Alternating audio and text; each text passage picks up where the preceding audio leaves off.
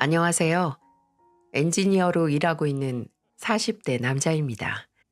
법정 스님의 명언 중에 인연으로 피해를 보는 것은 진실 없는 사람에게 진실을 쏟아부은 대가를 받는 벌이라고 하는데 저는 늘 이 말을 이해하지 못했습니다. 배신을 당한 사람이 입은 피해가 과오 취급을 받아야 하고 배신을 한 사람과 싸잡혀 죄인 취급을 받아야 하는지 도통 말이 안 된다고 생각을 했거든요. 하지만 제가 한번 큰 배신을 당하고 나니까 이 말이 이해가 가더라고요. 본질을 보지 못하고 내 귀중한 진심을 낭비한 건 나 자신에게 결국 죄를 짓는 거였더라고요. 그리고 제가 이 말의 본질을 깨닫게 된 김에 여러분에게 이 사연을 나누게 됐습니다. 어머니 아버지께서 쌀을 팔아 공부를 시킨 저는 공고와 공대를 나와서 고향인 전라도를 떠나 서울 대기업 엔지니어로 취업을 할 수 있었답니다. 개천에서 난 용까지는 아니더라도 호랑이쯤은 된다고 자부하면서 열심히 살았네요.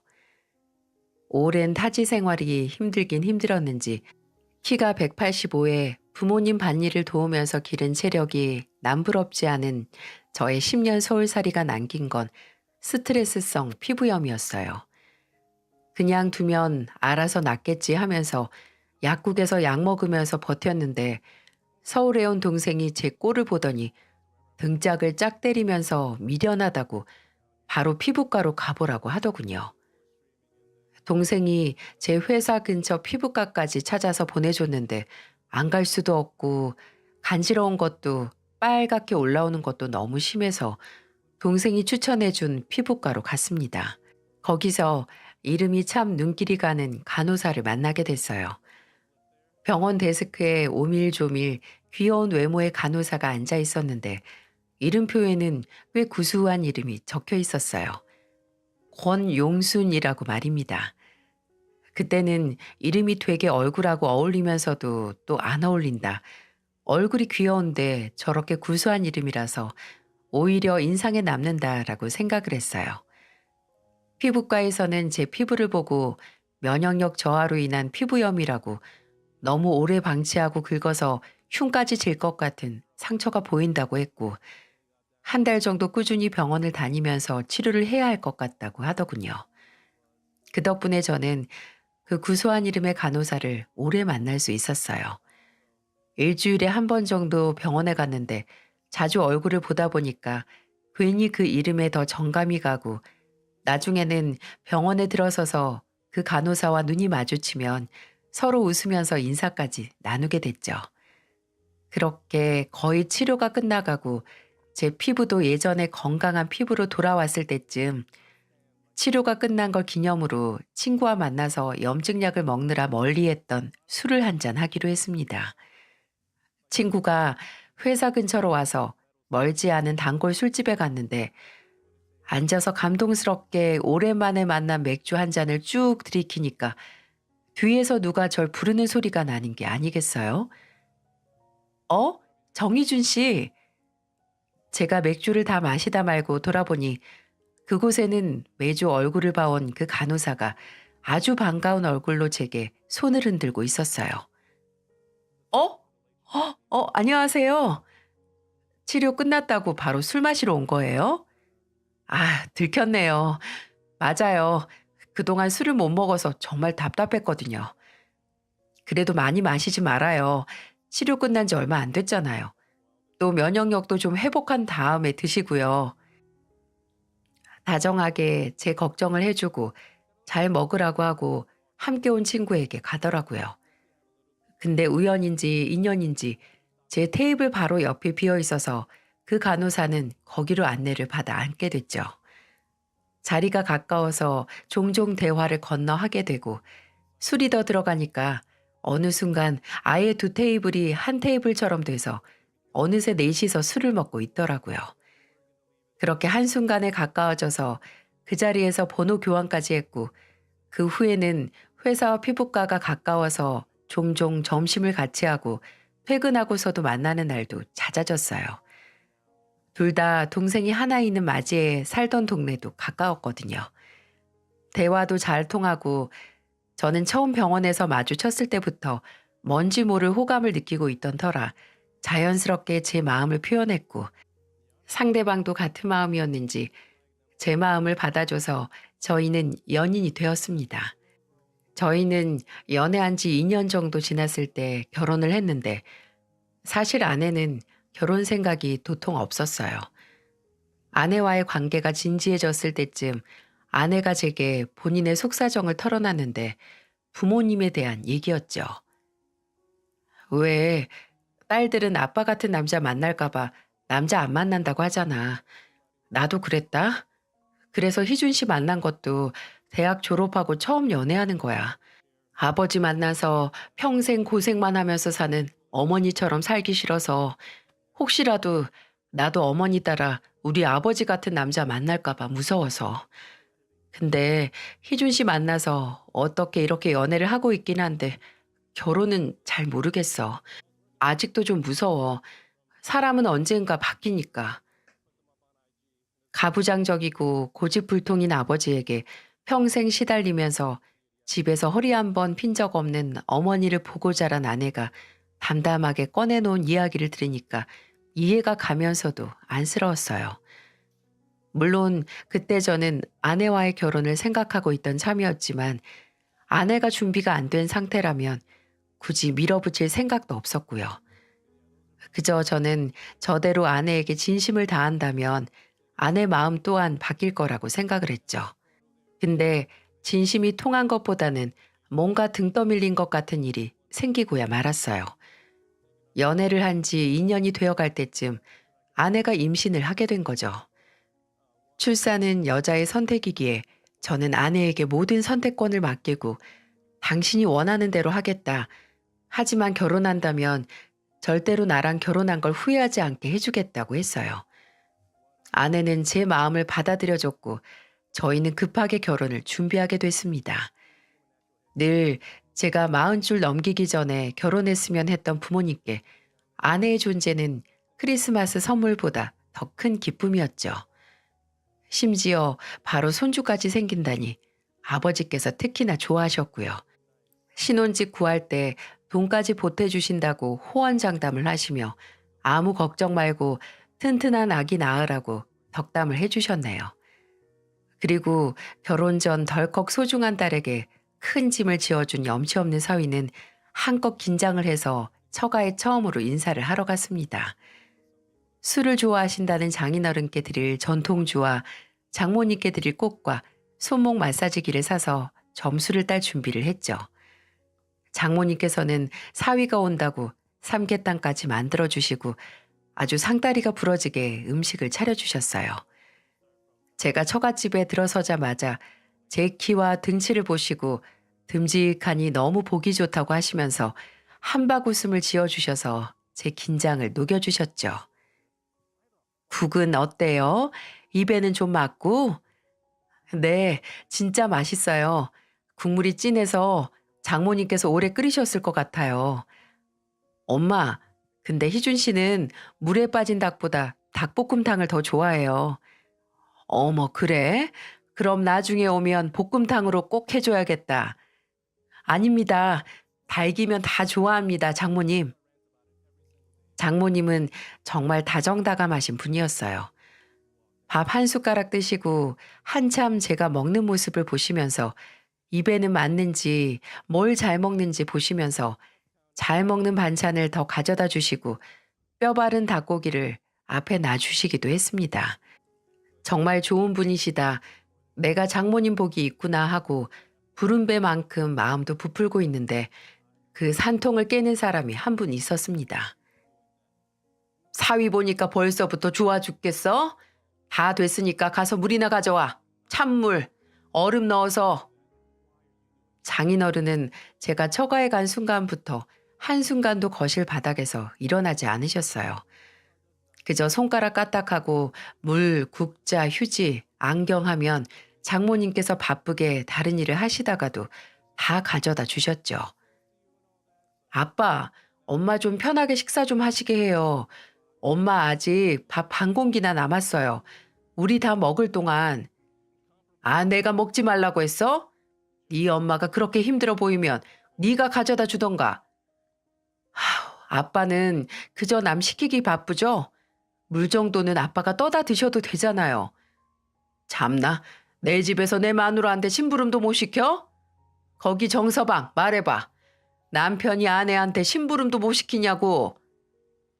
왜 아내가 장인어른 같은 남편을 보면서 결혼 자체를 기피했는지 이해가 충분히 되더라고요. 또 장인어른 말이면 입에 넣었던 숟가락도 빼고 바로 일어서는 장모님을 보고 마음이 좀 불편하기도 했고요. 솔직히 그 당시 장인어른은 이른 은퇴를 하시고 몇 푼 안 되는 퇴직금을 흥청망청 쓰면서 놀고 계시던 때였거든요.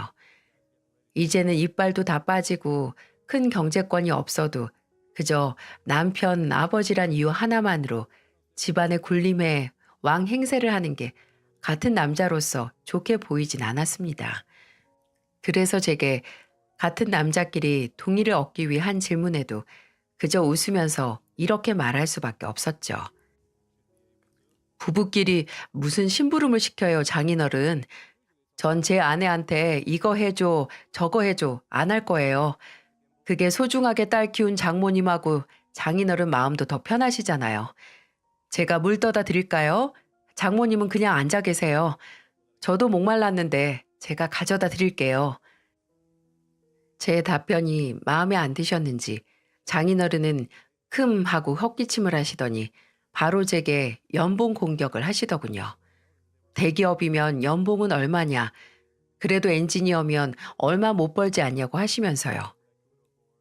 그래도 남자가 30이 훌쩍 넘고 오래 일했으니까 내 딸 데려가면서 집 한 채쯤은 할 수 있지? 나는 못 해줘. 지금 퇴직금도 바닥 나가는데 줄 돈이 있어야지. 네, 걱정 마세요, 장인어른. 제가 모은 돈도 있고 저희 본가에서도 신혼집 구할 때 보태주시기로 하셨고요. 대출 조금 끼면 작은 아파트 정도는 구할 수 있을 것 같습니다. 따로 뭐 해주실 필요 없이 예쁜 따님 결혼 축복만 해주세요. 기술직이라고 제 직업은 무시하셨으면서 아주 당당하게 돈 없으니까 알아서 해라. 모아둔 돈은 있겠지 하는 모습에 솔직히 기분이 좋지는 않았습니다. 나중에 아내도 제게 사과를 하기도 했고요. 근데 오히려 도움을 받은 다음에 그걸 빌미로 계속 트집을 잡히느니 능력도 되겠다. 마음 편하게 결혼 생활을 하는 게 훨씬 좋겠다고 생각을 했네요. 아내와 결혼 후에 저는 절대로 아내에게 장인어른 같은 남편의 모습을 보이지 않겠다고 마음을 먹었어요. 그 마음을 먹게 된 계기는 결혼 후에 지속적으로 제게 금전적인 도움을 청하는 장인어른의 행동 때문이었죠. 처음에 한두 번 생일이나 모임을 핑계 삼아 제게 용돈을 타가신 것까진 괜찮았어요. 아내의 부모님이니까 제 부모님도 되는 것이고 그 정도 해드리는 건 크게 문제가 없었어요. 근데 요구를 들어줄수록 그 요구가 점점 선을 넘어 커지는 게 문제였네요. 아내가 첫째를 낳고 가까운 친인척을 불러서 돌잔치를 했을 때 첫째 앞으로 어르신들이 해주신 금반지가 몇 개 들어왔거든요. 그중 저희 부모님께서 해주신 2돈짜리 금반지가 없어진 거예요.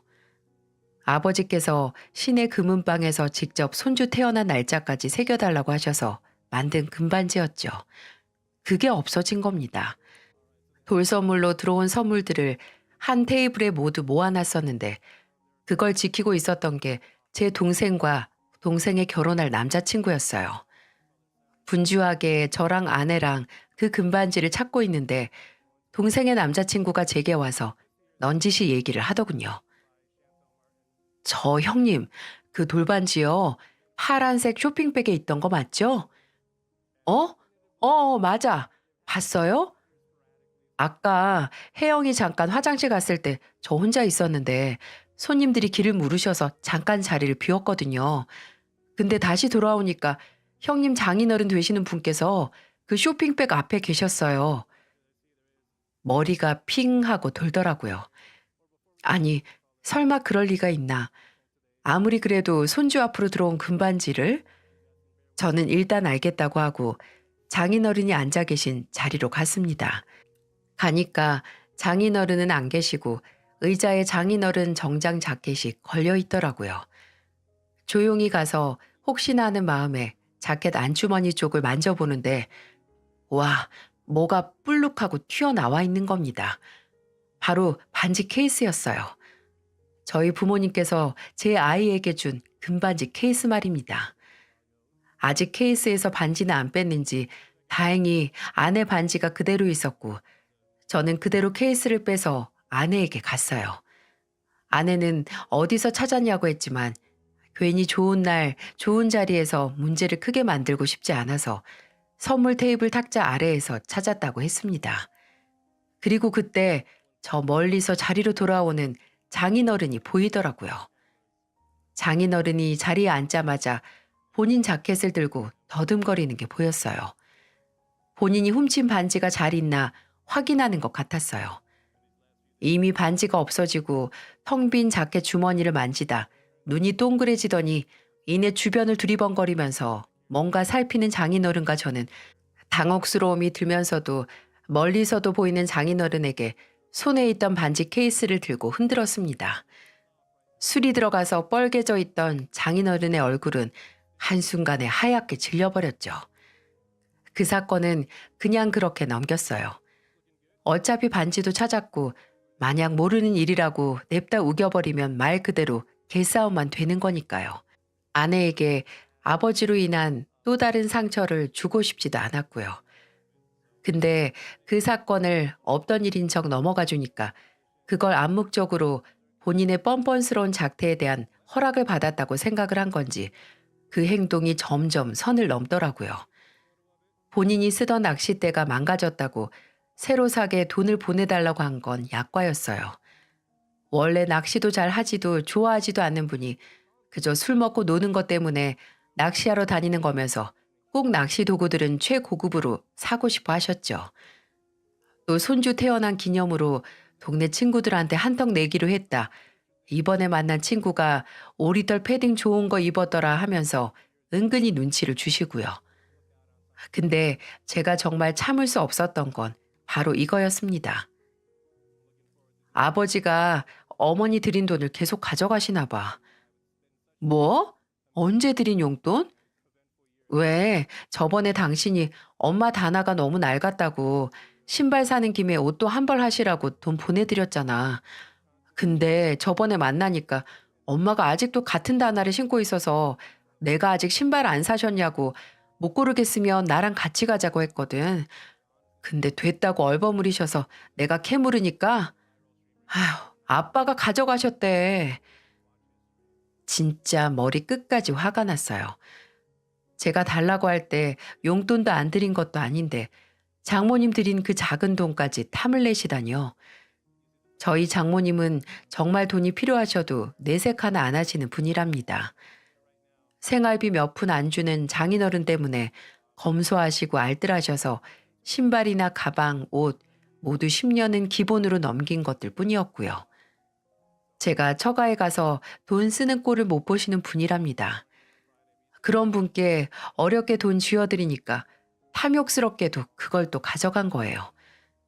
근데 그거로는 그 배가 안 차는지 또 며칠 뒤에 제게 전화를 해서 전신 마사지 의자 얘기를 꺼내셔서 제가 참지 못하고 얘기를 했습니다.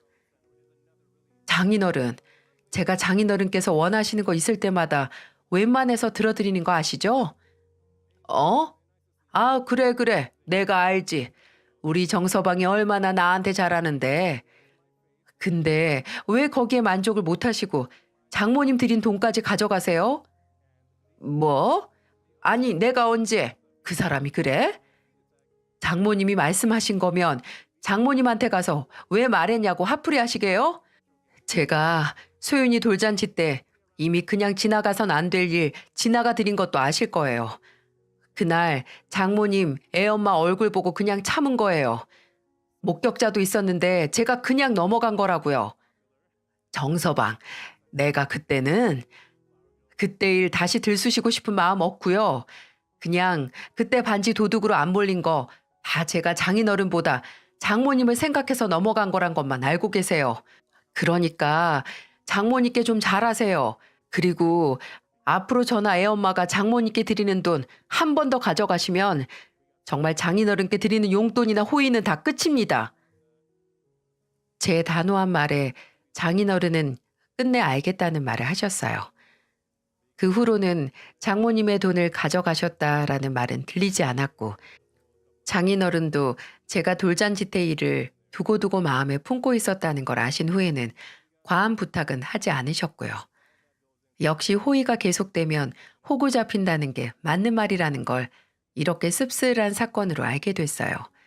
근데 장인어른께서 이렇게 실망스러운 모습을 보여주실수록 저는 아내에게 더 좋은 남편이 되고 딸에게도 부끄럽지 않은 아빠가 되려고 노력했어요. 왜 나쁜 본보기가 가까이 있으면 절대 저렇게는 안 돼야지 하고 다짐하게 되잖아요. 각성 효과도 있고요. 첫째를 낳고 아내는 바로 피부과를 그만두고 육아에 전념을 했는데 저도 육아휴직을 받아서 함께 했네요. 아이를 돌보는 거나 집안일에 관해서는 돕는 게 아니라 함께 하기 위해서 휴직이 끝난 후에도 퇴근하면 아이 목욕하는 것과 재우는 건 늘 제가 했고 저녁 설거지와 거실 걸레질 하는 것도 제 담당이었어요. 제가 어떻게든 날고 긴다고 해도 아내는 새벽마다 일어나서 수유해야지 또 제가 출근하면 하루 종일 말도 못하는 애랑 씨름해야 하니 저보다는 체력도 안 좋은 아내가 더 힘들었겠죠. 제가 이렇게 가정에 충실했던 건 제 직업상 출장이 잦은 이유도 있었어요. 거의 국내 출장이라서 길어봤자 일주일이 안 되긴 했어도 그 시간 동안 집에서 아이와 함께하는 아내를 생각하면 늘 미안했죠. 아무리 아이가 함께한다고 해도 성인이 주변에 대화를 나눌 만한 사람이 없으면 우울하고 외로워지잖아요. 그래서 그런지 지역 맘카페까지 가입을 해서 회원들끼리 소통하면서 그 외로움을 달래는 것 같더라고요. 그걸 보고 더 미안해졌죠. 하지만 아내도 그런 제 마음을 잘 알아서 출장 갈 때마다 늘 제가 마다해도 가방까지 직접 싸주면서 잘 갔다 오라고 배웅을 해줬네요. 저희는 정말 잘 살았습니다. 첫째가 태어나고 2년 뒤에 둘째를 임신하기도 해서 행복은 더욱더 커다래지는 기분이었죠. 저도 아내도 이대로 살면 누구도 부럽지 않은 인생이라고 생각할 만큼 그렇게 부족한 것 없는 결혼 생활이었어요. 그런데 이제 와서 생각을 해보면 그 생각은 저만의 착각이었던 거죠. 결혼 3년 차 둘째가 태어나고 2달 정도 지났을 때 또다시 출장 일정이 잡혀버렸어요. 급하게 잡힌 출장이었는데 심지어 장소가 해외에 일정이 40일 정도 되는 장기 출장이라서 아내에게 아이 둘을 맡기고 간다는 것에 크게 걱정을 했어요. 장모님께서 와 주신다고 했어? 근데 그건 그거대로 장모님께 죄송해서. 당신이 죄송할 게 뭐 있어. 내가 힘들면 어련히 어머니한테 도움 요청할 테니까 당신은 가서 몸 조심하고 음식 조심하고 와.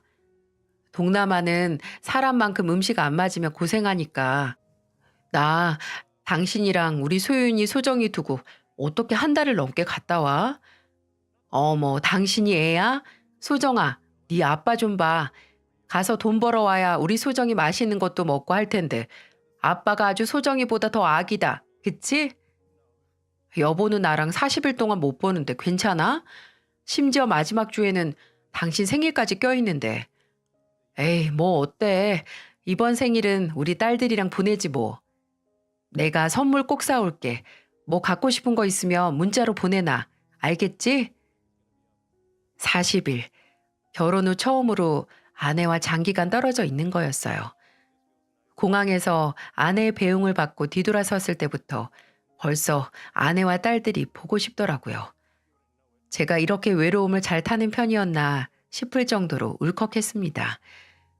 가족들이 없는 타국에서 하루하루 보내면서 버틸 수 있었던 건 아내와 하는 영상통화와 아내가 틈틈이 보내주는 딸들의 사진 때문이었네요.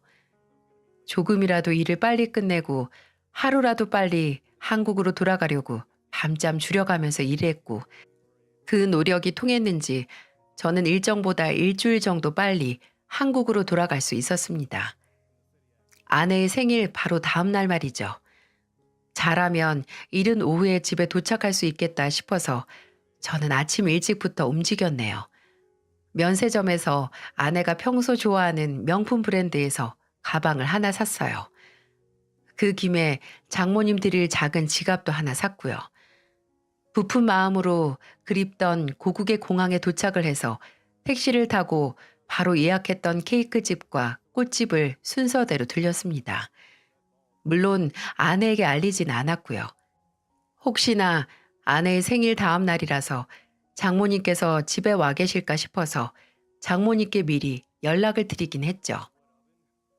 장모님, 지금 댁이세요? 어? 그렇지. 어머, 근데 정서방 출장 갔다 왔어? 네, 방금 도착했어요. 다음 주에 오는 거 아니었나? 네, 그랬는데 일정이 좀 빨리 끝나서요. 장모님, 어제 애들 엄마 보러 안 가셨어요? 아, 미역국이라도 해 먹이려고 가려고 했는데 애들 보느라 피곤하다고 그냥 혼자 쉬고 싶다고 해서 안 갔지. 아, 정말요? 저는 애들 엄마 생일이라서 놀래켜 주려고 일부러 일찍 왔다고 연락 안 했어요. 아이고, 우리 용순이 좋겠네. 그럼 나도 비밀로 할게. 오늘 둘이서 오붓하게 시간 보내고 정서방은 나중에 한번 들러. 정서방 한국 왔으니까 오랜만에 내가 닭볶음탕 해줘야지. 그럼요, 장모님. 연락드리고 한번 갈게요. 그렇게 택시에서 장모님과 통화를 끝내고 조금 있으면 예상보다 일찍 도착해서 나타난 저를 보고 반가워할 아내와 애들 얼굴을 생각하면서 택시가 더 빠르게 달리길 바랬습니다. 아파트 앞에 도착해서 집으로 향하는 발걸음 하나하나가 다 떨렸어요. 얼마나 좋아할까, 얼마나 환영해 줄까, 애들 얼굴 빨리 보고 싶다. 이라고 속으로 어찌나 주절주절 말이 많았는지 모릅니다. 엘리베이터를 타고 현관문 앞에서 비밀번호를 누르고 문을 열었어요. 집 안에서는 고소한 음식 냄새가 나는 것 같았죠. 점심을 먹는 중이었나 하는 생각에 발걸음을 최대한 줄이고 집 안으로 들어갔습니다. 거실을 지나 주방 안으로 들어갈 때쯤 저는 순간 제가 집을 잘못 들어온 줄 알았어요. 화목하게 가족들 다 모여서 식사하는 자리에 집을 착각해서 들어온 불청객이 된 그런 기분 말이죠. 근데 분명 이 집도 주방도 저 식탁도 모두 제 집에 있는 것 그대로이고 또 그 식탁에 앉아있는 여자도 제 아내였고 포크를 쥐고 방울토마토를 집어먹는 아이도 제 첫째 딸이고 그 옆에 아기 의자에 앉아서 낮잠을 자고 있는 아기도 제 둘째 딸이었어요. 근데 그럼 저 사이에 앉아서 제 아내가 주는 고기를 낼름 받아먹는 저 남자는 대체 누구일까요? 지금 뭐 하는 거야? 어머, 깜짝이야. 여보, 왜 벌써 왔어? 제가 손에 들려있던 케이크와 꽃을 모두 바닥으로 떨어뜨리고 탁한 목소리로 묻자 그제야 제가 집에 들어온 걸 본 아내가 화들짝 놀라서 소리를 지르더군요. 그랬더니 앞에 앉아있던 남자도 놀라서 후다닥 일어나서 뒤돌아봤고요. 그 두 사람의 표정 때문에 이 상황이 정상적인 상황이 아니라는 걸 단박에 알 수 있었네요. 3살짜리 딸만이 저를 웃으면서 환영해 줬습니다. 저는 그 자리에서 조금이라도 이성을 유지하기 위해 정말 이를 악물고 버텼어요. 제 어린 두 딸이 보고 있었으니까요. 저는 둘째가 앉아있는 아기용 의자를 통째로 들어서 첫째를 불렀습니다. 소윤아, 가자. 잠깐 방에서 소정이랑 같이 있어. 알았지? 아이들을 방에 들여보내고 천천히 다시 주방으로 나왔어요. 몸 안에서는 마치 용암이 부글부글 끓는 것 같았는데 왜 이상하게 제 머리통은 차게 식는 것 같을까요? 저는 주방으로 당도해서 눈알만 굴리고 있는 두 사람에게 다시 물었습니다. 지금 내 집에서 뭐 하는 거냐고 물었잖아. 여보, 이거 누구야? 어? 아, 이 사람 나 하는 맘카페 있잖아. 거기 회원님 분이셔. 회원? 그 카페 회원이 왜 내 집에 있는데? 넌 어딜 가? 앉아. 아내가 아는 맘카페 회원이라고 소개된 남자가 슬그머니 의자에서 일어나서 빠지려고 하길래 저는 뒤에서 목덜미를 낚아채서 그대로 자리에 앉혔습니다. 당신 왜 그래? 정말 같은 카페 회원이야. 여기 옆 아파트 사는데 요새 친해져서. 이분도 아내가 잠깐 출장 가셨대. 그래서 내가 같이 밥 한 끼 하자고 불렀어. 당신 이상한 오해하지 마. 이상한 오해? 이게 오해라고? 나 없는 사이에 생판 다른 남자 불러서 심지어 내 애들 앞에서 가족놀이를 하고 있는데 오해? 그럼 내가 지금 방에 들어가서 물어볼까? 당신이 이 회원이란 놈이랑 애들 앞에서 무슨 짓을 했는지 지금 소윤이한테 물어봐? 왜 애들까지 끌어들여? 애들이 무슨 잘못이 있다고? 애들을 끌어들여? 지금 이 더러운 총국에 애들 끌어들인 게 누군데? 내 집에 이런 새끼 끌어들여 놓고 놀고 있던 게 누군데? 여보, 일단 진정해. 내가 저 선생님, 일단 진정하시고요. 제가 진짜 그냥 밥만 먹으러. 웃기는 소리 하지 마. 지금 누굴 머저리 취급하고 있어?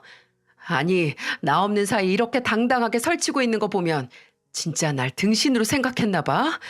당신, 지금 당신 입으로 다시 얘기해. 괜한 변명하고 거짓말해서 내 화 더 돋구지 말고. 나 여기서 더 미치는 꼴 보기 싫으면 바른 대로 말하라고. 알았어. 알았다니까. 내가 다 말할게.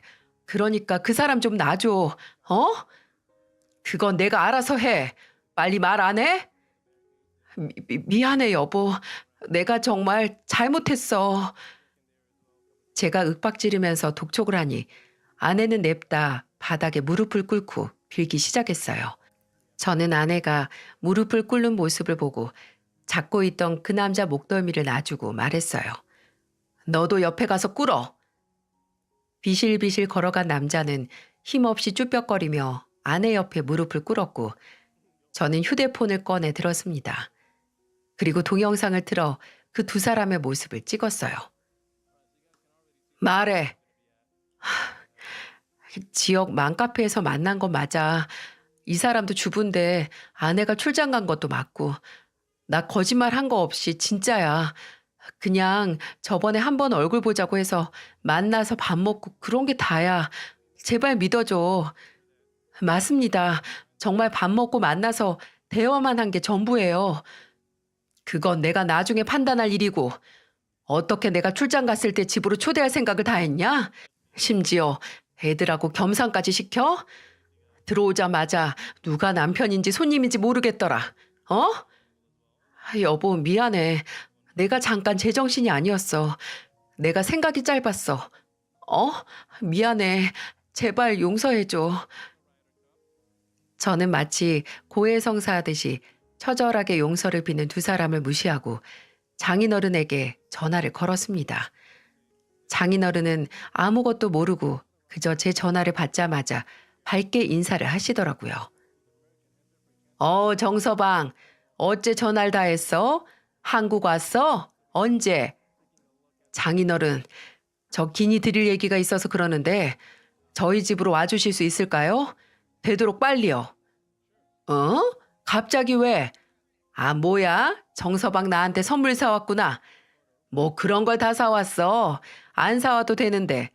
그래, 내가 지금 당장 달려갈게. 기다려. 지금 본인 딸이 무슨 짓을 저질렀는지 아무것도 모른 장인어른은 그저 선물 받을 생각에 신나서 전화를 끊으셨어요. 저는 혀를 끌끌 차면서 식탁 위에 있던 아내 휴대폰을 집어들었죠. 네 아버지는 내가 선물 준비했다고 생각하신다. 그래, 뭐 선물이긴 하지. 포장지 안에 뭐가 들었는지 모르지만 이거 잔금이나 풀어. 여보, 왜 휴대폰을... 잔말 말고 잔금이나 풀어? 나중에 더 험한 꼴 보기 싫으면. 제 으름장의 아내는 끝내 손을 덜덜 떨면서 휴대폰 잔금을 풀었어요. 그리고 전 그 안에서 그 두 명이 만난 지 얼마 안 됐다는 게 거짓말인 것과 그저 만나서 대화만 하던 사이가 아니었다는 걸 알게 됐죠. 두 사람이 나눈 채팅창에는 서로의 배우자가 언제 출장 가는지 일정을 공유하고 숙박업소의 위치와 방 번호를 주고받은 대화까지 찾았네요. 심지어 서로 카페 닉네임에 애들 이름까지 걸고 활동을 했더라고요. 그 꼴로 만날 생각을 했다는 것부터 아예 제정신이 아닌 거 아닙니까? 아, 소윤맘님이랑 수찬 대디님이랑 대화만 하셨어요? 근데 왜 방 호수를 물어? 심지어 나나 이 새끼 아내가 출장 갔을 때만 딱 골라서.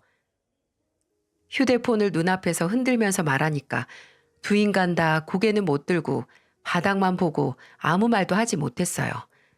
참나, 집에 오는 길만 하더라도 정말 천국으로 가는 기분이었는데 문을 열고 들어온 곳은 제가 상상만 했던 생지옥이었네요. 그렇게 20분 정도 흘렀을까? 초인종 소리와 함께 장인어른이 오셨어요. 현관문을 열어주자 장인어른은 잊지도 않은 선물을 찾아서 두리번거리면서 거실까지 들어오셨네요. 정서방, 근데 용순이랑 애들은 용순아, 너 왜 거기... 저건 또 누구냐? 상황 파악을 하지 못하고 횡설수설하던 장인어른은 눈물만 흘리는 아내를 보더니 이내 제게 설명이 필요하다는 눈빛을 보내셨어요. 저는 기꺼이 이전에 있었던 일을 모두 다 말했죠. 선물 받을 생각에 미소가 떠나지 않던 장인어른의 표정은 한순간에 잿빛으로 바뀌었어요. 장인어른은 어떻게 생각하세요? 분명 장인어른 따님은 저 새끼랑 대화만 나눴다고 말했는데 여기 휴대폰에는 그것만 한 게 아니라는 증거가 뻔히 다 남아있는데 지금 저한테 용서해달라고 하네요. 휴, 정서방, 내가 딸을 잘못 키웠어. 제 용순이가 그런 애가 아닌데 저 애가 아기 낳고 외로워서 한순간 실수한 거라고 생각해주게. 왜 여자들 다 그렇지 않나. 외로우면 눈에 보이는 게 없어. 정서방도 알지 않나, 제가 뭘 알아요? 왜 본인 딸 잘못 덮으려고 다른 여자들까지 싸잡아 욕을 하세요? 그게 말이 돼요? 며칠 혼자 있다고 바로 다른 남자를 집까지 끌어들이는 게? 저는 줄곧 그나마 애엄마는 장모님을 닮아서 상식은 있다고 생각했는데 이제 보니까 부전여전이네요. 아버지나 딸이나 똑같아요, 수준이. 오셨으면 데려가세요, 저 사람. 여보, 뭘 가만히 있어요? 셋 다 나가라고. 장인어른, 제가 제 집에서 바람 피운 여자도 못 쫓아냅니까? 장인어른이 그러셨잖아요. 남편이 본인 집에서 아내 심부름을 시킬 수 있다고. 저도 제 집에서 쓰레기 치우는 것뿐이에요. 딸 도로 데려가세요. 이 집 내 돈으로 산 내 명의인 거 아시죠? 나랑 내 딸들 집에 상식도 안 통하는 멍청한 인간들이 더 오래 있는 꼴 못 보겠네요. 나가요, 제발 좋은 말 할 때 셋 다 꺼지라고요. 저는 이미 증거는 모두 제 휴대폰으로 옮겨서 별 쓸모도 없어진 아내의 휴대폰을 주인에게 도로 건네고 그 3명을 집에서 쫓아냈어요. 남자놈은 드디어 이 상황에서 빠져나간다는 생각에 바로 뛰쳐나갔는데 아내는 끝까지 울고불고 못 나간다고 애들 두고 본인이 어딜 가냐며 제게 두 손을 싹싹 빌었습니다. 제발 용서해달라고요. 저는 긴 말 하고 싶지 않아서 네가 싫으면 뭐하냐. 어차피 내가 이혼 소송 걸면 끝인데 라고 말했습니다. 그 말에 몸에 힘이 풀린 건지 아직도 얼굴이 잿빛인 장인어른 손에 끌려서 집을 나갔고요. 저는 바닥에 널브러진 꽃다발과 아내에게 주려던 선물, 안에서 질척해진 케이크 박스, 그리고 아직 식사 흔적이 남아있는 식탁을 보고 눈을 질끈 감았습니다. 정말 이대로 땅속으로 꺼져서 더 이상 더러운 꼴을 보고 싶지 않았어요. 하지만 그럴 순 없었죠. 저는 정신을 차리고 아이들 방으로 갔습니다. 문을 여니 밖에서 나던 시끄러운 소리에 놀랐는지 방구석에 동생과 함께 있는 첫째 딸이 보이더군요. 저는 조용히 가서 아이들을 껴안았습니다. 그리고 미안하다고 했어요. 어디서부터 어긋났는지 모르겠지만 어쨌든 제 선택으로부터 시작된 이 일에서 제 딸들이 상처 입었다는 생각에 그저 미안한 마음밖에 들지 않았네요. 그리고 그 미안함과 동시에 아내에게 미칠 듯이 화가 났어요. 어떻게 이 아이들과 나를 두고 나는 정말 그 사람에게 내가 줄 수 있는 모든 행복을 주기 위해 피나는 노력을 했는데 그게 모두 부질없는 거였었네요. 그 행복을 받을 자격 없는 사람에게 그 행복을 주려고 하다가 피를 봤습니다. 저도 제 딸들도 말입니다. 그 다음 날 저는 바로 변호사를 찾아 이혼 소송을 시작했어요. 소송 기간 동안 평일에는 아이들을 본가 어머니께서 고향집으로 데려가서 봐주셨고요. 당연히 아파트 현관 번호는 바로 바꿨습니다. 아내는 그 후 집으로 찾아왔어도 저도 아이들도 만날 수 없었죠. 아내에게 부정행위로 이혼 소송을 걸었고 아내는 끝까지 못한다고 버티다가 제가 양육권마저 가져간다고 하자 그제야 변호사를 구하더라고요. 참나, 애 앞에서 상간남이랑 오순도순 소꿉놀이까지 한 여자가 이제 와서 애들 생각하는 척 데려가겠다고요? 이게 말이나 됩니까? 아내는 제게 아이들에 대한 단독 양육권까지 가져가려고 했지만 그게 될 리가 있나요? 알고 보니 제가 출장 가거나 없을 때는 아예 애는 장모님께 맡겼더라고요. 그리고 그 남자를 만나러 간 거죠. 이것도 모두 장모님께서 알려주셔서 알게 된 거였어요. 이혼 소송 중에 딱 한 번 장모님께서 저를 찾아오셨을 때 말이죠. 다른 사람은 그냥 돌려보냈어도 정말 저를 아껴준 장모님은 문전박대를 할 수 없어서 집으로 모셨어요. 장모님께서는 제 얼굴을 보자마자 바로 눈물을 터뜨리셨죠. 아휴, 미안해, 정서방. 내가 정말 미안해. 정서방이 그동안 나한테 어떻게 했는데. 장모님께서 저한테 미안하실 게 뭐가 있어요. 다 그 인간들이 문제죠. 장모님께서는 저한테 사과하실 일이 없으세요. 아닐세. 내가 다 딸을 잘못 키워서 그래. 내가 잘 키웠으면 정서방이나 우리 소윤이나 소정이 이렇게 상처받을 일 안 생겼겠지. 아휴, 내가 정서방한테 뭐라 할 말이 없어. 그냥 우리 손주들 잘 키워줘. 어? 내가 정말 미안한데 애들 한번 봐도 될까? 장모님은 그때 이미 알고 계신 것 같았어요. 그때가 손주들 얼굴을 볼 마지막 기회라는 것을요. 그래서 아내에게 불리하게 작용될 걸 아시면서도 제가 없었을 때는 거의 장모님께서 손주들을 봐주셨다는 걸 말씀해 주신 거겠죠. 장모님은 첫째와 둘째를 한 번씩 꼭 안아주셨습니다. 그리고 마지막에는 제 손을 잡고 한동안 눈물을 흘리시다가 그렇게 가셨어요. 이혼이 마무리되고 단독 양육권과 재산 분할은 이혼 사유가 아내의 외도였기에 제게 유리한 판결이 날 수밖에 없었어요. 아내에게 소정이지만 재산 분할을 할 수밖에 없었던 건 전혀 아깝지도 않았습니다. 어차피 그 후에 바로 상간자 소송을 걸었거든요. 근데 웃긴 건 제가 상간자 소송을 하자마자 제 전 아내의 외도 상대도 배우자에게 외도 사실을 들켜서 바로 이혼 소송을 하게 된 거였어요. 저는 거기서 끝내지 않았습니다. 이렇게 점잖게 이 모든 걸 마무리 짓기에는 지금까지 제 헌신이 너무 보잘것없는 것처럼 느껴졌어요. 그래서 전 아내가 하던 지역 맘카페에 가입을 했습니다. 꽤 어려운 등업 절차 후에 글을 남겼어요. 카페 내 회원들 불륜 사실을 알립니다. 소윤망과 수찬대디의 더러운 사생활 이라는 제목을 걸고 폭로를 시작했죠. 신상까지 적나라하게 나와 있는 게시물이어서 몇 시간 안 돼서 카페 내 공지 문제로 바로 삭제가 됐지만 그 게시물의 내용은 삽시간에 퍼졌어요. 카페 회원들끼리 다시 게시물을 파서 댓글을 달고 난리가 났더라고요. 헐, 카페 내 침묵 금지 아닌가요? 왜 따로 만나서 불륜까지? 애들이 불쌍합니다. 닉네임에 애들 이름 걸고 그러고 싶을까? 제가 이럴까봐 맘카페 대디 회원들 받는 거 반대한 거예요. 더럽, 애들 불쌍해서 어째? 남편분 힘내세요. 난 정부 날 줄 알았다. 저번에 보니까 무료 나눔 게시판에 서로 댓글 달고 난리던데? 나는 일상공유 게시판에서 봄. 둘 다 침묵질로 경고 몇 번 당했을걸. 그렇게 유난을 떨다가 결국 이혼까지 당하는구만. 나 저 사람들 알 것 같은데? 나랑 같은 동네일 듯? 둘이 같은 동네 아파트 사는 걸로 암.